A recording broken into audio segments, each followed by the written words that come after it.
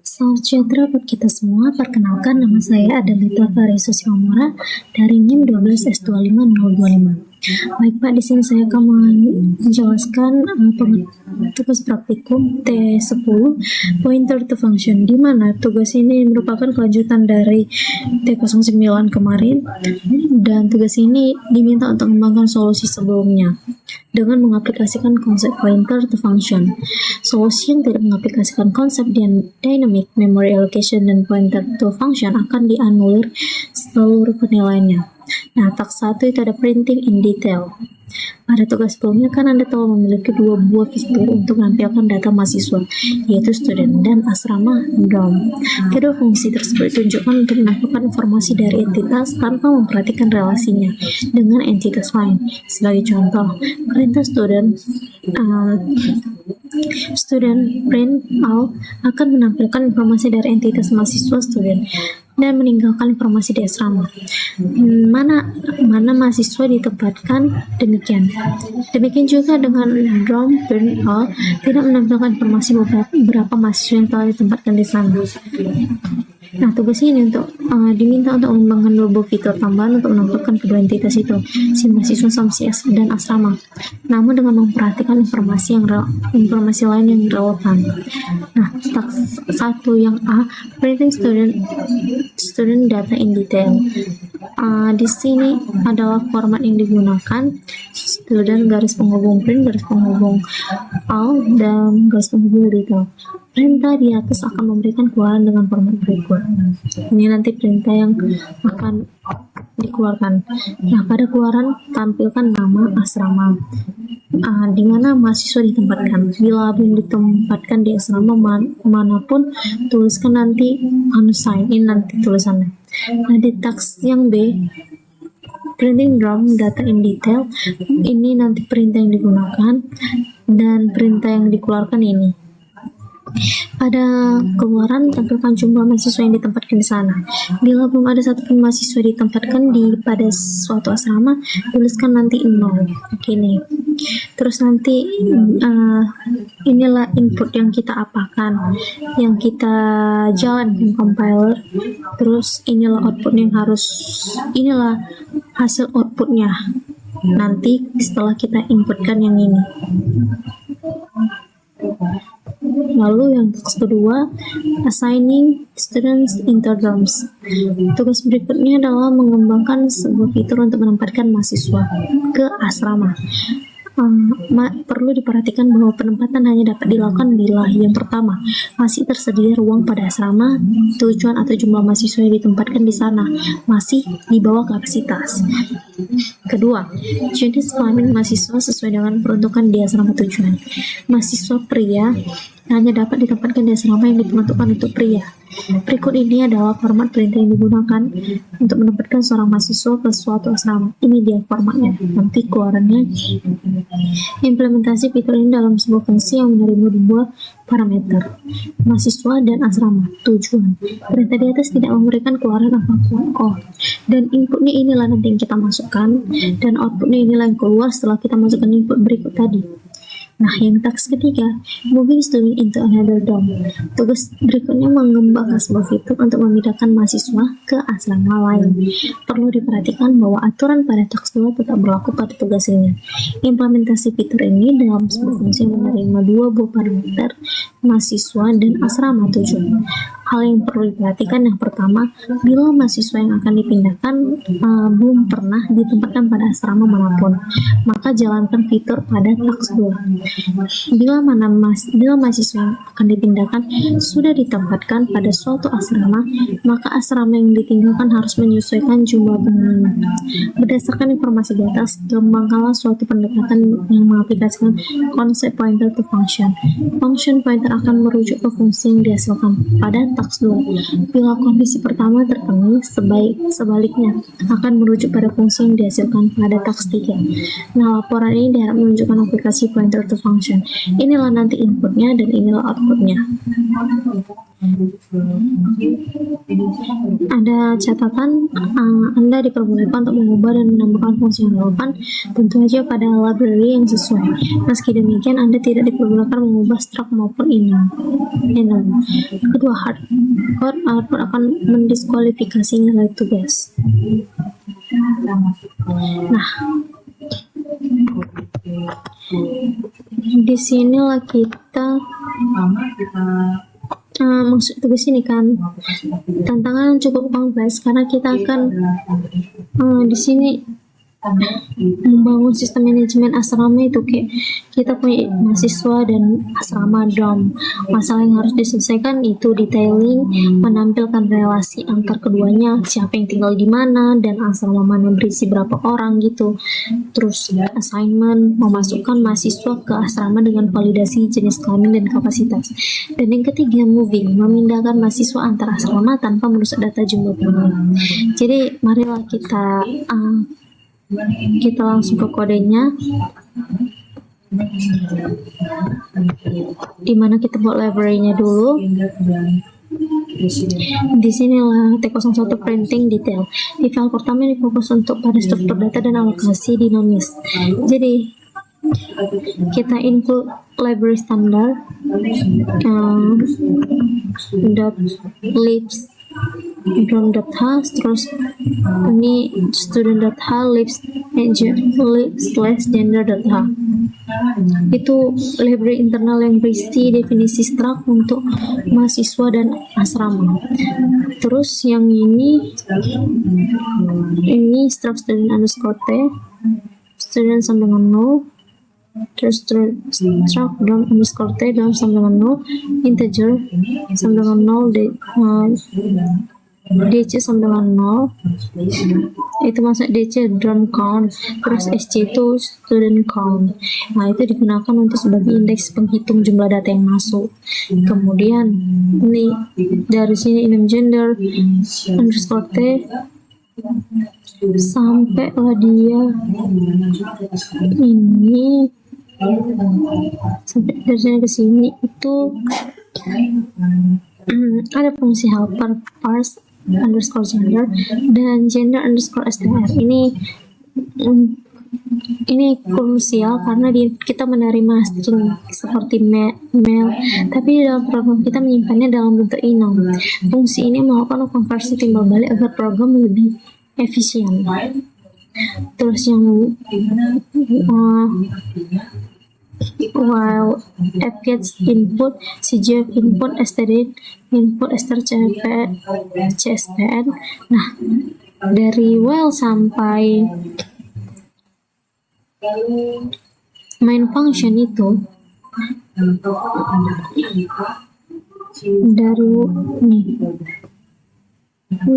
dari integer main char input array 255 sampai lah dia ke while f gets input cgf input std, itu dia untuk menyiapkan buffer inputnya itu array dengan array 255 untuk membaca perintah user. Kemudian ini if strcmp input triple b sama dengan no break, itu sampai lah token sama dengan str token input agar itu kalau berfungsi untuk buang karakter newline di ujung input agar nggak merusak perbandingan string lainnya. Kemudian yang student add itu student add itu ketika perintah student add masuk kita memotong string dengan strto. Terus perhatikan penggunaan relog-nya itu kan, kita memperbesar ukuran memori sebesar 1 ukuran string. Lalu kita memanggil create underscore student, kita manggil create underscore student untuk ngisi data tersebut ke dalam array. Ini di sini. Terus di sini kita melakukan perulangan di bagian printf. Ada logika ternary, student array ini, student array, terus yang di sini student array dot drum name unsigned. Maksudnya itu unsigned itu jika nol cetak unsigned gitu. Jadi kan artinya jika pointer asrama pada mahasiswa tersebut tidak kosong, cetak namanya. Nah, apa itu drumnya ini? Nah, kalau dia kosong, cetak unsigned. Kemudian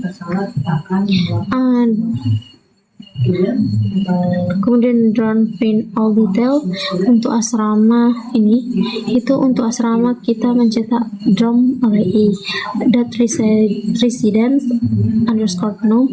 Variable ini harus kita kelola dengan hati-hati agar jumlahnya selalu tepat setiap kali ada mahasiswa yang masuk. Di sini residence underscore no.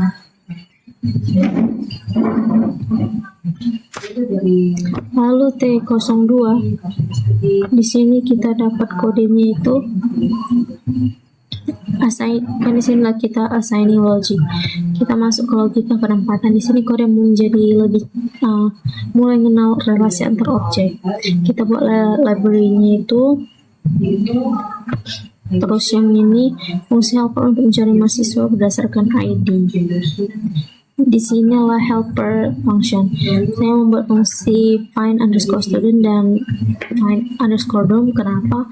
Karena input yang diberikan user hanya berupa teks, yaitu kan ID mahasiswa atau nama asrama. Sedangkan kita butuh halaman memori aslinya. Fungsi ini melakukan looping untuk mencari mana data yang cocok dengan teks input tersebut dan mengembalikannya ke pointernya. Gitu. Jadi di assign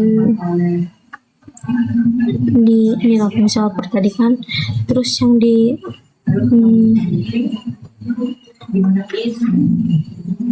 ini assign student itu di sini adalah fungsi utama task 2. Perhatikanlah kondisinya ini kan, ada drum terus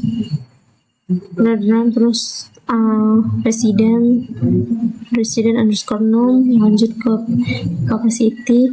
Ini ngecek apakah asrama penuh atau tidak. Kemudian student ke gender sama dengan underscore drum, lalu ke gender. Terus itu memastikan tidak ada mahasiswa pria di asrama wanita. Gitu juga lah sebaliknya. Jika lolos student, nanti kan kalau jika lolos student di sini ke drum, tanda panah drum, maka sama dengan underscore drum, dan kita naikkan jumlah penghuni di asrama tersebut. Terus di sini di main ini saya mengalokasikan memori untuk 100 data di awal menggunakan malloc. Ini adalah alternatif dari malloc dari realloc yang tadi. Terus di sini execution. Disinilah ketika perintah assign student diterima, program mencari mahasiswa S dan asrama D. Jika keduanya ditemukan, maka dia dalam kurung tidak sama dengan 0 gitu. Barulah fungsi assign student dipanggil. Terus yang ini bagian ketiga analisis kode, the master logic. The master logic pointer to function. Ini adalah bagian yang paling teknis. Di sini kita menggabungkan semuanya dan menerapkan pointer to function. Terus yang ada di sini type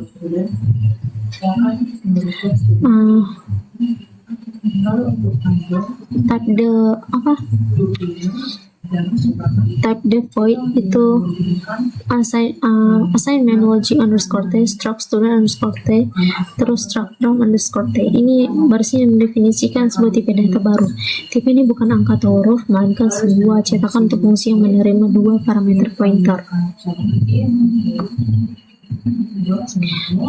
Lain terus yang move student.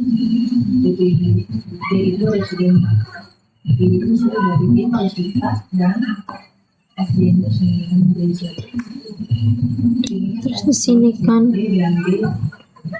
sini kan move student di sini. Line 38 sampai 48 ini, fungsi ini adalah pengembangan dari assign. Perbedaan besarnya adalah di baris ini 41 sampai 43 ini, if student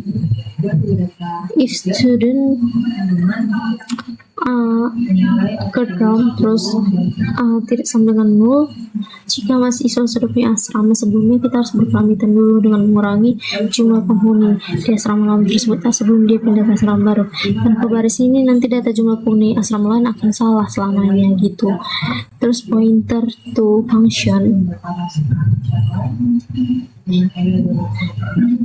Ini adalah jantung dari T10. Saya buat variable logic underscore pattern yang bertipe assignments underscore logic underscore T.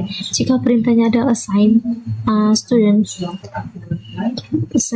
maka dan si mahasiswa belum punya asrama, maka logic underscore pattern kita arahkan ke fungsi assign underscore student. Jika tidak, misal perintahnya move student, maka logic underscore pattern kita arahkan ke fungsi move underscore student. Gitu.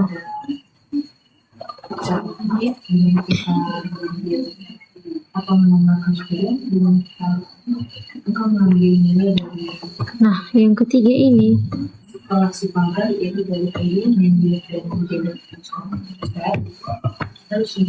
ini di sini analisis kode 303 ini analisis kode the master logic pointer to function. Ini adalah bagian yang paling teknis. Di sini kita menggabungkan semuanya dan menerapkan pointer to function. Nah, di sini line 10 type the void itu harus ini mendefinisikan sebuah tipe data baru. Tipe ini bukan angka atau huruf, melainkan sebuah cetakan untuk fungsi yang menerima dua parameter pointer. Terus ini kan ada logical task. Ini void move underscore student. Ini untuk fungsi ini adalah pengembangan dari assign. Perbedaan besarnya ada di baris ini 41 sampai 43. If student menunjuk ke drum terus tidak sama dengan 0. Di sini underscore student menunjuk ke drum terus ke resident underscore no. Itu jika mahasiswa sudah punya asrama, kita harus mengurangi jumlah penghuninya gitu di asrama lama sebelum dia pindah ke asrama baru. Kalau nggak nanti datanya bakal salah. Terus yang ini di line 80 sampai 92 pointer to function. Disinilah adalah jantung dari T10. Saya membuat variable logic underscore ptr. Ini underscore ptr. Terus yang bertipe assignments underscore logic underscore t.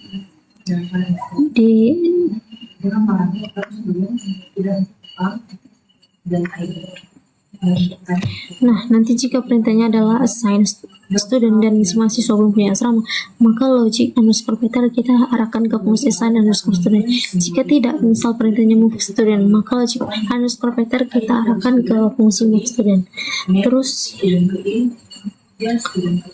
ini kan di sini line ke-95 logic underscore ptr inilah pointer to function. Kita tidak memanggil nama fungsinya secara langsung, tapi memanggil melalui pointernya. Program akan secara otomatis tahu mana yang harus dijalankan berdasarkan alamat yang kita simpan di logic underscore ptr tadi. Nah, alur eksekusi dari solusi saya ini menjamin bahwa setiap kali mahasiswa berpindah, kapasitas asrama diperbarui secara real time.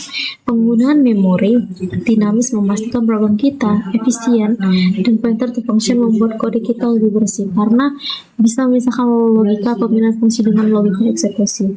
Nah, kendala yang aku hadapi menangani itu string menggunakan tokenizing string menggunakan str token terkadang cukup sensitif pasang urutannya, namun dengan pengujian yang teliti semua test case berhasil dilewatin. Nah, Kalau kita jalankan ini dari T01, di sini kan ada makefile. Sinilah kita menjalankan. Kita mulai dari T01.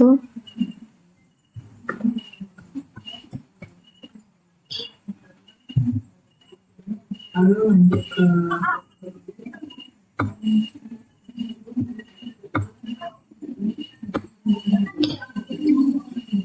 sebelum itu saya menjelaskan tadi kan ini harusnya inputnya kan. Nah, karena sepanjang ini daripada memanggil satu persatu ketik satu-satu, mendinglah kita buat dia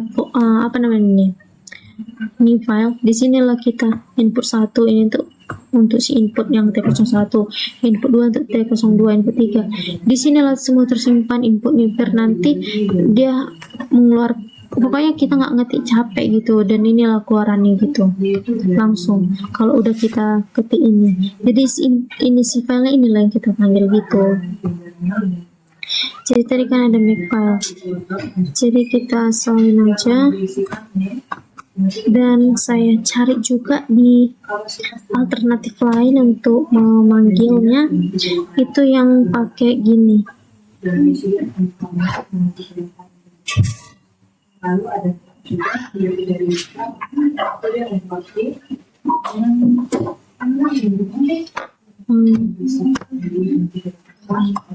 T01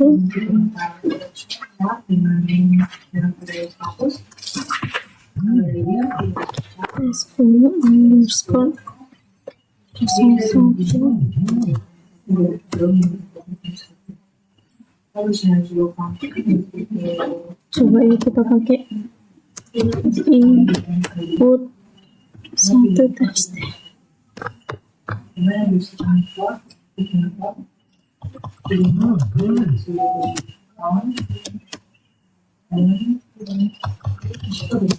Maka akan ulangan.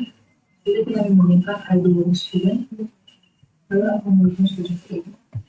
Lalu ini juga ada sebuah function ditekan yang disebutkan yang kita dapatkan unsorted. Jika parameter block sekarang Oke, tinggal kita runkan. Lalu ada jawabannya dengan mengirimkan nama dari dalam studentnya yang akan terus ini juga ada kemudian point yang tidak mengembalikan sebuah nilai atau value. Jadi kita yang terkait dan seterusnya yang memberikan cara ketika estimate juga more dan estimate presiden. Nah, jadi itu dari D, yaitu kalau kita S beda sama beda, maka S. Nah, inilah nanti outputnya. Jadi kita memanggil input 1 yang txt ini yang udah kita buat tadi. Inilah biar kita nggak capek mengetik satu-satu di dalam input ini. Jadi nanti kita buat file ini, kita masukkan hasil inputan yang soal direct me diminta, dan nanti inilah keluarannya sesuai dengan soal ini. Yang teks 1 kan ini. Nah, inilah keluarannya, outputnya juga Winfrey NIM 122201.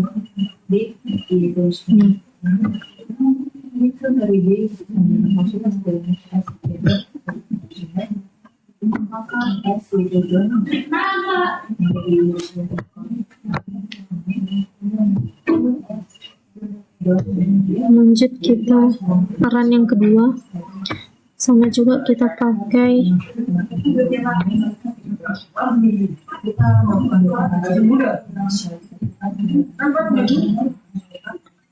yang kedua ini.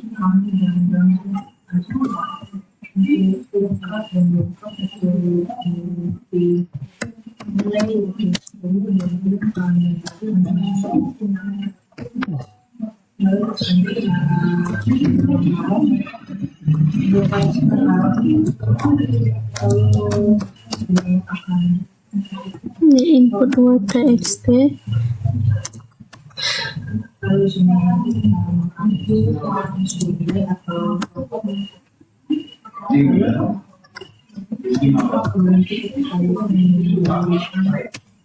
Nah, ini juga hasil outputnya sama teks 2.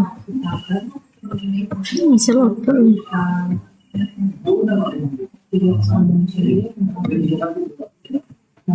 Ini Kapernaum, sini dipindahkan asramanya. Ada Silo, Kapernaum, Nazaret, Peniel. Terus mari kita jalankan yang 03.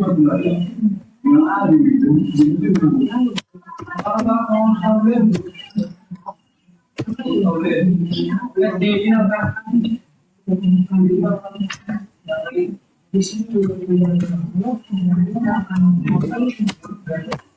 ID yang dia sehingga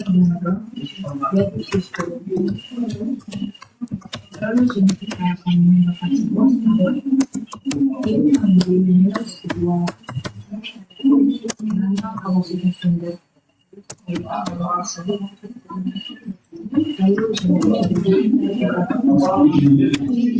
Inilah outputnya.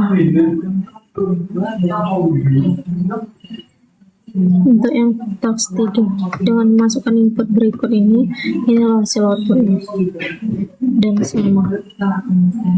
Di sini Kapernaum 5, female 1. Kapernaum 5, female 1.